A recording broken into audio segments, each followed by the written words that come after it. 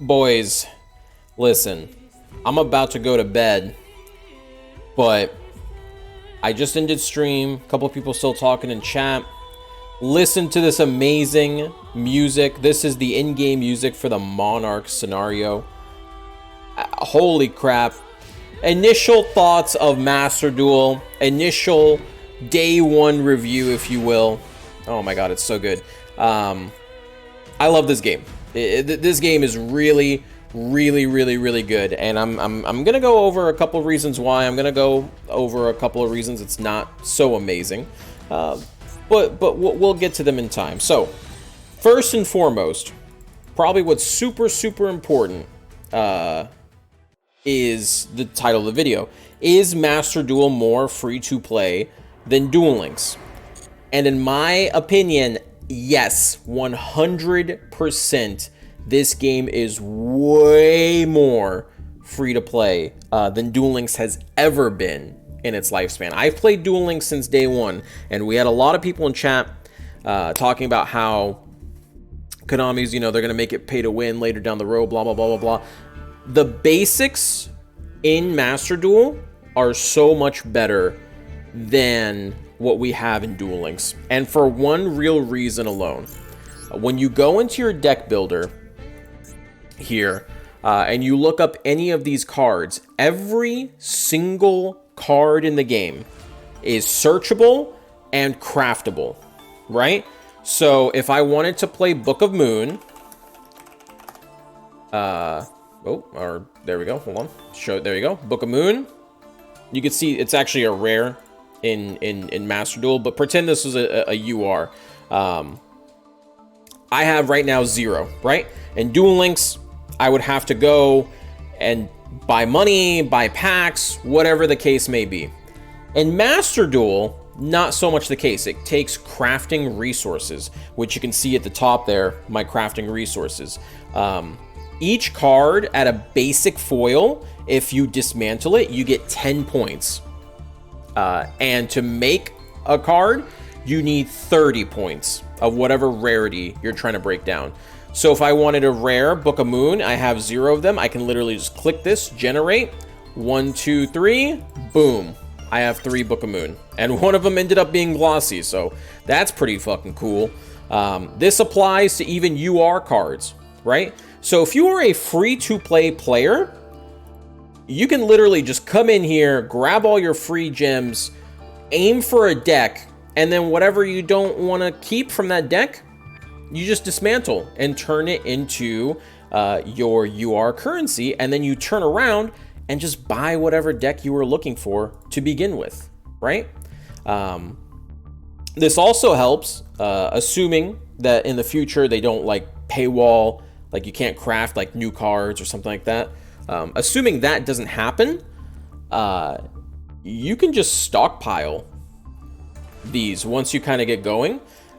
You can just save your gems, buy packs as they come out, turn them into dust, and then just buy the new cards as they come up with the system that they've set in place. This deck that I built right here, I did spend money on the game, but I spent money to build 2 decks. And I didn't even really need to do that because at the end of my play session, I ended up having just $100 worth of gems on my account anyway. As you can see, I have 4,000 gems on my account. So I didn't need to do that. I could have done all the progress I did today by just playing the game. They're very generous for what they give you. And even if they weren't very generous, the crafting system in this game is just absolutely phenomenal. I just got so many URs, so many SRs that I didn't want, things like Salamangreat. I never plan on playing Salamangreat, so I literally just turn them all into dust and then buy decks that I find interesting. Noble Knights, Tri-Brigade, blah, blah, blah, blah, blah. Whatever decks I find interesting. Shadals, I think, are super interesting, so I kept them around. Sky Striker, I kept them around. Stuff like that. Super powerful. I want to keep them around. I said, screw it, I'll keep those cards. So that part is super awesome. This game is definitely going to be more free-to-play friendly than Duel Links. The only difference being Duel Links is more anime. This game does not have any anime. This game is purely the card game. So if you're not purely into the card game, you're still going to play Duel Links. That's kind of your only option. Konami, please add this crafting system to Duel Links. Please add this crafting system to Duel Links. It's so fucking good. Just how I can't stress how good of a crafting system this is. It has blown my mind away. The monetization is perfect in this game, in my opinion. So that's number one. Number two, I guess we can kind of talk about the UI of the game itself. I do have a couple of issues with the UI. They're not like the worst, but they're also not the best. We can kind of load this up while I kind of talk about it. We kind of talked about how we figured it would kind of look, how you know, the graveyard, you have to click on it. It's like a hole that's there. And maybe I haven't figured it out perfectly either. But there is a little button down here in the corner when the game loads where you can kind of, if you had a card in the graveyard, it would actually show the top card in your graveyard. And you can actually kind of have like that more detailed information. Now, I remember in a trailer somewhere, they said you could permanently keep this up. But as of right now, I could not find a way in the options. If someone does find a way in the options to keep this open, let me know. The map, you get used to it. I thought it would take time to get used to it, but I honestly got used to it. The dual log, it's not the greatest, but again, it's just something I got used to. It wasn't the end of the world for me. So it all worked out at the end of the day. I love the different mats. I love the little pets that we have here. I think it's super cool. 8-minute timer, I think is perfect time. TCG, you need more time to play these duels out. This game is not like, you know how Duel Links, you just kind of pick it up, go on the shitter, you know, or whatever, you have a couple of spare moments, you play a game or two. It's not really so much that. This is an actual like card game you have to sit down and play. It's designed to be competitive, and I love that about it. You know, yes, these games can drag out. Turns may take forever, and you know, you have to play hand traps and try to negate through them, and I absolutely adore it. For being that kind of game, because we already have casual Yu-Gi-Oh, right, and Duel Links, so it's filling a different niche audience. I love to see the toggle duels back. You know, that's really nice. I would change a couple things about the UI. Again, I would just like this information to be more permanent. I don't want to keep constantly clicking it. Hopefully there's a way. Maybe I'm missing something. I'm not 100% sure. We'll see. There's also solo mode. They did an amazing job with solo mode, the unique music for each realm. You get the structure decks, which are pretty cool. And look at how many solo modes there are. There's quite a few to get through, and there are some interesting stories that I definitely want to get into, and I will be uploading my experiences through the stories. I've only done the Monarch one and the Element Saber one so far, but the Shiranui one, definitely super interested in that. Digital Bugs, all of these I'm super interested in, and we'll definitely upload that on YouTube for you guys. Next thing, let's talk about the shop. Again, I love the Duelist Pass. I want this Duelist Pass in Duel Links. You basically, if you just play the game, you get your investment in the Duelist Pass back, and you are essentially, like you see these 100 URs, crafting points. Again, every 30 is any UR in the game. This is 3 Dream URs just for getting the Duelist Pass. And the Duelist Pass does not cost real money. It just costs in-game gems. So you grind out the gems, 600, you invest them, you gain 600 back for finishing the whole thing, and 3 UR Dream tickets and everything else that you get in the meantime. You can see all the rewards here in total. Like insane. 3 SR Dreams, 3 R Dreams, you know. It's a really, really good deal. The one thing that I was worried about was these secret shops, and they're honestly, they're whatever. They're not even like that scary once you figure out what they are. Basically, when you go buy, you know, like a normal pack, you can get a secret pack shop if you obtain certain cards, and you have 24 hours to purchase cards that are more tied to that archetype. But it doesn't matter, because if you craft one of those cards, not only do you get a free card from that pack, but it also unlocks the secret shop for you anyway.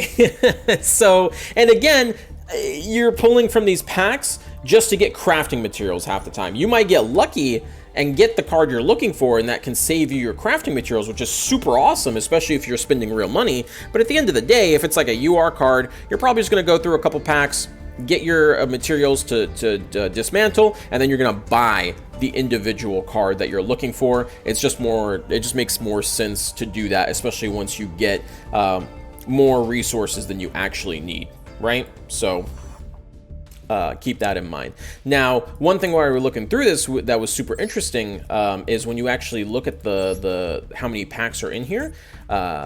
You can see it says 6,700. So at first we were like, oh, did they not include all the cards? Because they said there'd be over 10,000, right? That's not so much the case. Legacy packs. Legacy packs are basically all the Yugioh cards that they don't want to have as filler in this game. And you can see there's about 3,971 filler cards in Yu-Gi-Oh! And it's just cards that just, they're just not, they're the vanillas, right? The Logins, the Fiend Reflection. So I'm happy to see these packs you basically get as like filler rewards. They're not like part of any main box or anything like that. When you're pulling from main boxes, you're not getting these cards. These are cards that are their own separate thing that you get as kind of like meme rewards, just to get like that kind of nice value from the Yu-Gi-Oh cards. So I'm glad to see that all the filler packs are not going to be in my main pulls. They are in a separate pull, and pretty much anything in here that you find is just not going to be super worthwhile. So I'm happy to see that they're out of the official card pool and they're super focused on letting you be competitive in this game, which is what I really like, because I love playing Yu-Gi-Oh at a competitive level. So I think that's super awesome. That's really about it for my initial impressions. I think the game has a fantastic start. It's got a lot of players right now. It's not nearly as expensive as I thought it would be. I was ready to spend like $500 to $600 to make like a good deck to play ranked with, and I ended up paying $100 to build my Noble Knight deck just for fun. And then I built my meta deck anyway, and I didn't even need to spend that. I basically have that $100 sitting on, well, not like the full amount, but I basically have most of it just sitting in my account waiting for me to buy something else now. So this looks like a really good start for Master Duel. I hope to see it continue. I hope you guys are enjoying Master Duel content. I would love to bring this and Duel Links content. Duel Links content is not going away. Yes, I'm having more fun with this game right now than Duel Links. I think the whole team is. That doesn't mean we're just giving up on Duel Links altogether. But, hey, right now we're having fun with this. I hope you guys are enjoying it. If there's any other types of content you'd love to see for Master Duel, hit us up down in the comments. Let me know what you guys think so far about it. I'm going to go to bed. Good night, boys.